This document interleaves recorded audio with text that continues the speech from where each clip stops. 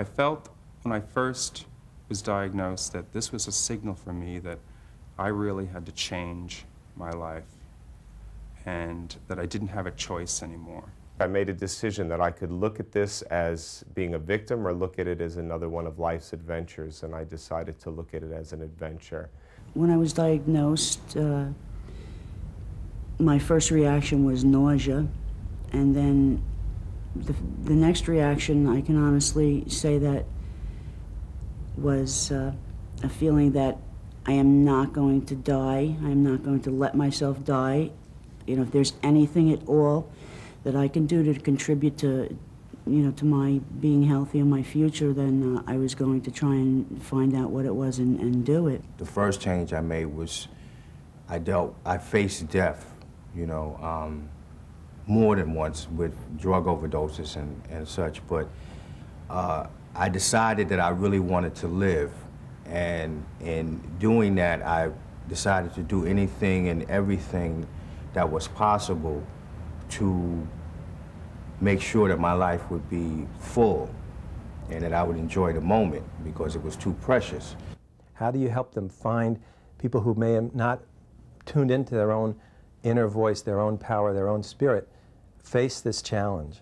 And I don't think there's any question that marshaling the forces of the immune system, marshaling the will to live, promotes health. People might just challenge it, but I personally can't. There's just too much evidence of people just getting a grip, commanding their lives, and living longer, and making something of this, the challenges presented by AIDS.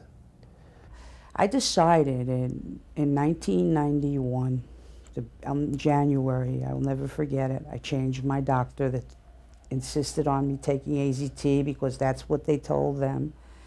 And I changed that, and I changed a lot of things, and I took my own power back. I came to heal, and thank God for Mike, because I started calming down.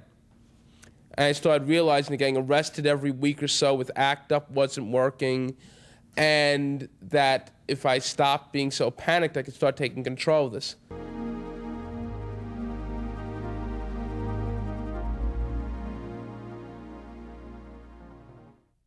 I've seen people trying to do something at the very last moment out of desperation. I don't think that works. You have to do it out of love, out of concern, with intelligence and with knowledge, not out of the desperation of fear, because it's not going to work. You're going to be cramming all this stuff into you, and you're not going to accomplish anything. We try to support people to make lifestyle changes when they're healthy, so that those changes will in turn support them. I started doing a lot of reading as far as reading my own blood work, so I knew what questions to ask my doctors. Many of my doctors got frustrated with me. They would, you know, tell me they're the authority, that they know that not to get caught up in this, but I always wanted to know. And I fired quite a few doctors. Now, I'm a recovering alcoholic, reformed smoker, reformed drug addict, and all this had been happening for years. I actually got my diagnosis 2 months after I had gotten out of rehab, so I was really glad I had a strong vessel to work with. That is very, very important. I mean, no treatment, alternative treatment, is really effective. Like, acupuncture won't work at all if you're drinking, if you're smoking, if you just don't have proper nutrition. The first step you have to do is cleanse. You have to purge and clean, and it's a big process. It's a difficult process, and you get sicker before you get better. That's a lot of the issue with macrobiotics. A lot of people don't like it, and they can't eat that way. It makes them sick. Well, it doesn't make them sick. They're already sick. It's just purging it out. It's stored in your fat cells. It's just in your body. So that's step one, is cleansing.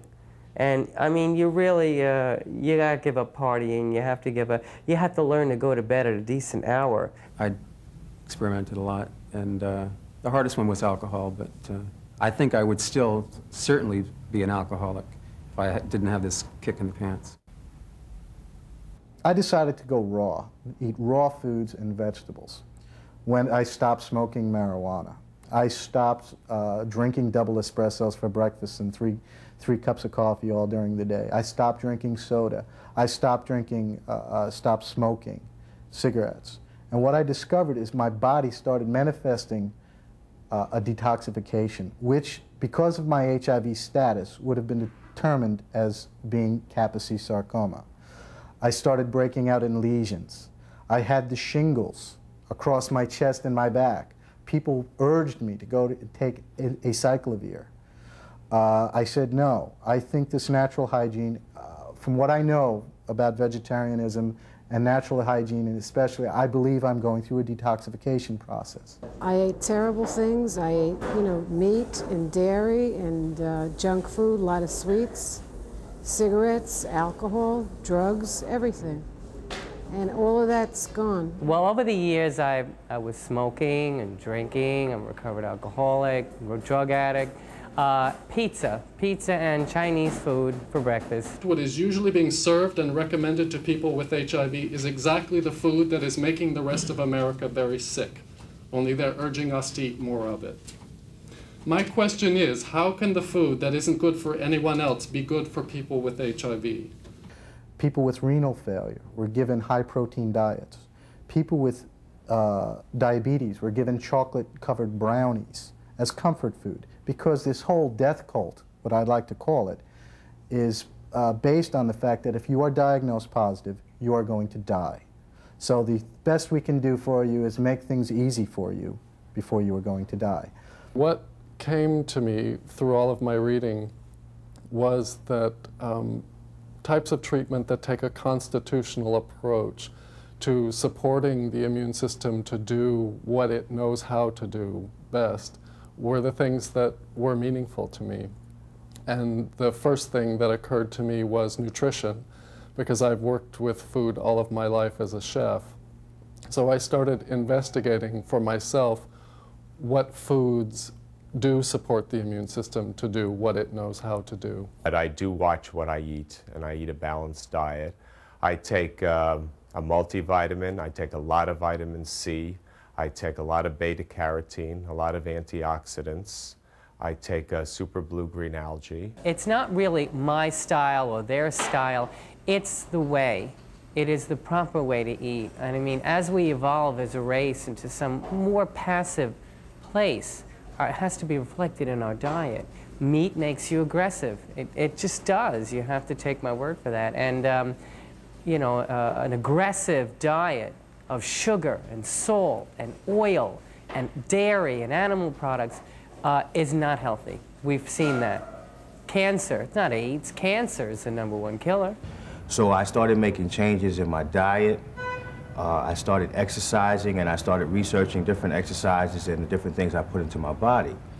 And I come away with that anything that is natural, anything that fits in the natural order, to me is more beneficial than anything that they can come up with in the laboratory, like these drugs like AZT and DDI and so forth and so on.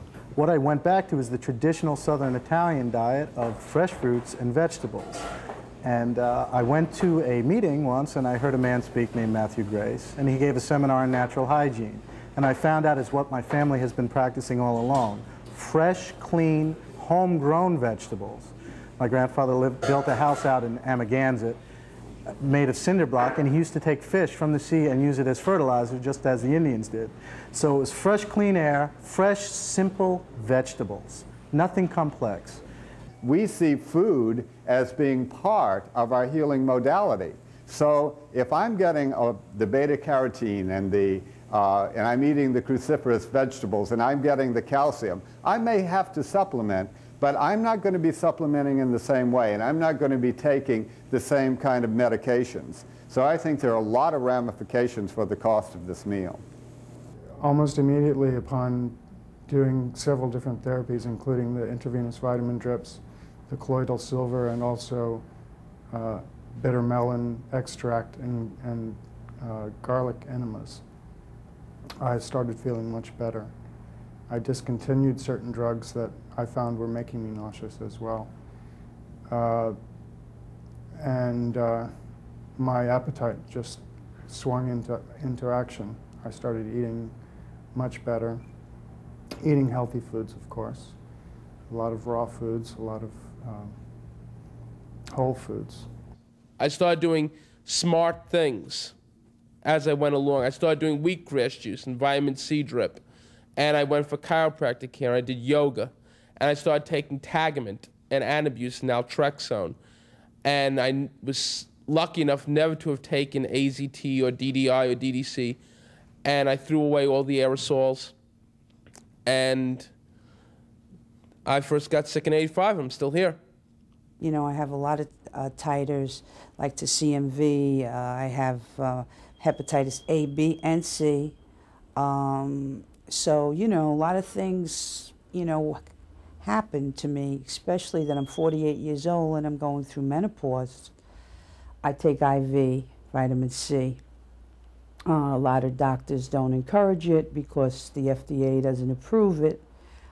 I thought I was giving vitamin C drip IV too much power during the summer. I didn't take it during this last summer, and I got a bronchial infection. And then the year before that, I didn't take it, and I got another bronchial infection, so it wasn't just a coincidence. I used to break out in herpes a lot before I took vitamin C IV drip. I don't anymore. When I started taking a regimen of vitamins and herbs, Chinese herbs, one particular one called bitter melon. I take super blue green algae, vitamin B, lots of vitamin C, beta carotene, folic acid, NAC, and that's about it. I'm going to show you the store here. Come on. Because there are some herbs you can get that you can cook every day in soups.